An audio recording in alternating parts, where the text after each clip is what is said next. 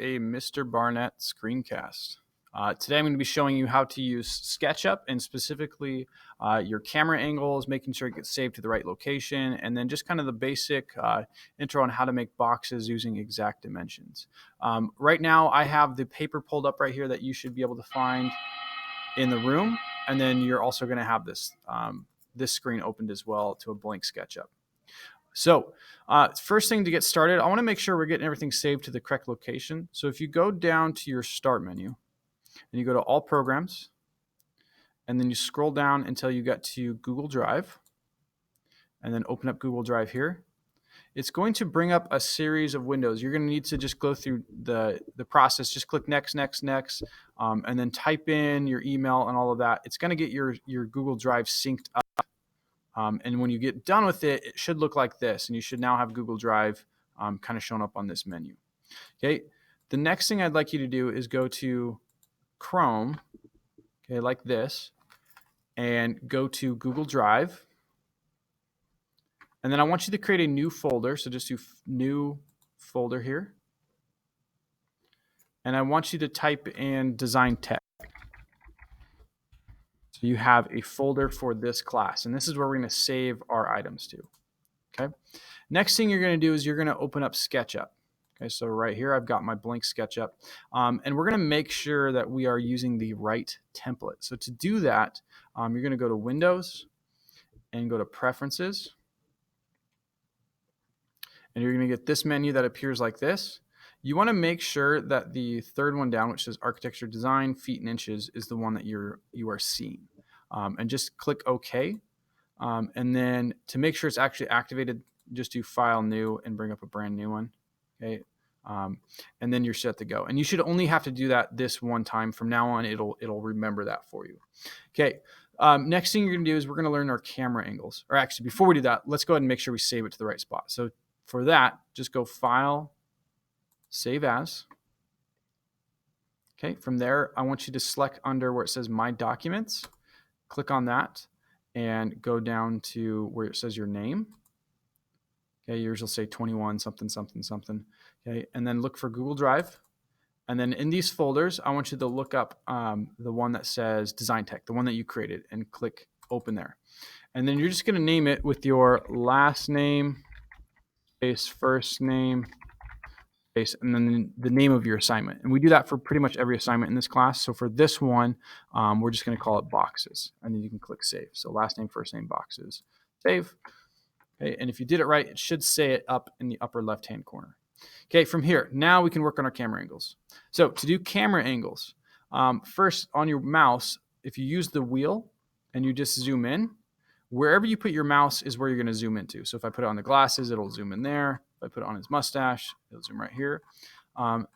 And that's just the simple way to zoom in and zoom out. Okay, so get kind of used to zooming in, zooming out, all that kind of stuff. A couple notes about zooming out. Do not zoom out infinitely because you might lose your entire program. I've had people that spend an entire week working on a project and then they zoom out because they're trying to be funny, and then they end up losing their entire project and have to restart. So don't zoom out to the point where you can't see your work anymore. This little object here, this is called Steve. They place him in here to give you a reference point, so that way you know how tall and how wide things are. If you delete him and then you start drawing, you don't really know how wide it is until you kind of get going and you draw some shapes. So that's kind of your reference point. So zooming in, zooming out using the wheel. Okay, the next thing is if you press that button down on your mouse, so that's on most mice, it's going to be like the little red wheel. Some of them are black wheels. If you press those in and then move your mouse, you'll orbit like this. So I can orbit in and out. Okay, next thing is if I hold down Shift on my keyboard and then press in, it's going to pan left, right, back, forth, all that. Okay, so that's pretty handy. Now, this is your origin. So right here where this starts, this is the green one is your y-axis, the red one's your x-axis, and the blue one's your z-axis, so you're vertical. Okay, your camera angle really matters when you're drawing things, so you want to make sure you're kind of looking in the right direction. So if I'm drawing like a rectangle, if I draw it and my camera's like this, it's actually going to be vertical.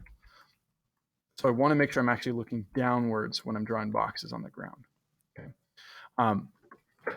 What we're going to do today is we're going to draw a couple boxes out. So To do that, I'm going to do this first one right here. My measurements actually are going to show up down here in this bottom right hand corner, but I can't click on it to type them in, so it's a little bit confusing. So what you want to do is you want to grab the rectangle. Okay, we're going to take our camera angle. We're going to put our origin. It's a good idea to keep your origin in the bottom left-hand corner and your green axis going up like this. And we're going to draw a rectangle. Now, you can see the dimensions start to change. So that's 7 foot by 10 foot 8. Okay. You could, for instance, just go all the way till it says exactly 6 inches, but there's an easier way to do it. So you're just going to draw your rectangle, and you can draw it small, big, does not matter. So I'm just going to make a little tiny one there. And then you, again, don't click anywhere. Don't click away. Don't click on this. Just start typing on your keyboard. So we're going to type in 6 foot, and there's your symbol for foot, and there's inches, which is that one. Okay, so I'm just going to type in 6 foot, and then I'm going to do comma for my next one, 6 foot, enter. And there I've got my first box. So 6 foot by 6 foot. Okay. To see if you did it correctly, what you can do is you're going to go to View, Toolbars, and you want to make sure you have large toolbox, tool set checked, and then click Close. Over here, there's this one that's called Dimensions. You can click on that, and it's a good idea to do it for this project. Oops, got the wrong one going. You click on that one, and you grab the line and pull it out. It'll say 6 foot, which is what I wanted to do. So I'm going to double check these two and make sure they say 6 foot. Okay, now I'm going to pan over. Give myself some room. I'm going to do my next one, which is this one right here. Okay, and I'm going to do 6 foot 6. And if you don't do anything, it's going to do inches. So if I do 6 foot 6, comma, 17 foot 6, and then enter. Okay, and then it should be correctly. And we'll just double check it again with this. Pull out our measurements. Good. Okay, now we've got 10 foot 2 inches. I'm going to grab my box, draw another one. 10 foot, comma, 10 foot 2, enter. Again, I can do the same thing. And make sure when you draw these, they aren't going over the top of each other. Okay, scoot over a little bit more. Okay, now I'm going to do this one here. Okay, so we're going to do, first we're going to do this box right here, which is 4 foot by 6. So we're going to grab my rectangle. Okay, and we're going to do 6 apostrophe, comma, 4 apostrophe, enter. And then we're going to go from this little corner right here where it says endpoint. We're going to click and drag. We're going to do the same thing. We're going to do 8 foot 6 inches, comma, 8 foot 3 inches, enter. So it's really important, especially when we get into drawing houses, that when you draw that second one, you actually go from that endpoint, and it'll snap to it. It'll be green when you drag that one out. Okay, again, we'll do our measurement check, and you're going to need to do this for mine when you turn it into me, just to make sure that they're all correct. Okay, scoot over one last time. We're going to do this last one. We'll draw a rectangle. Okay, we're going to do 8 foot, comma, 4 foot 3 inches, enter. Okay, we're not going to do the 3D shape yet. You just want to do those two. Then you're going to grab your push-pull tool, and it's very much a similar way that it acts. So I'm going to click and drag, and it's going to start turning it into a 3D shape. Now, if I go downwards, that's underground. This is kind of upwards. So I'm going to just suggest, okay, the direction I want it to go. So again, I can do a little bit, I can do a lot of it, it doesn't matter. So I'm just going to tell it that I want it to go this way, and then I'm just going to type in 8 foot, enter. Okay, again, I can grab my measurements and double check them.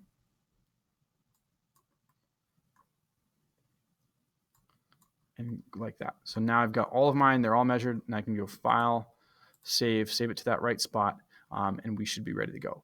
Now, again, the trickiest part is just when you drag your box out, okay, sometimes you click over here or you click away and do something, and you go back, and then you try and type it, and it might not work for you. So if it's not working, do Control-Z and redo it, okay?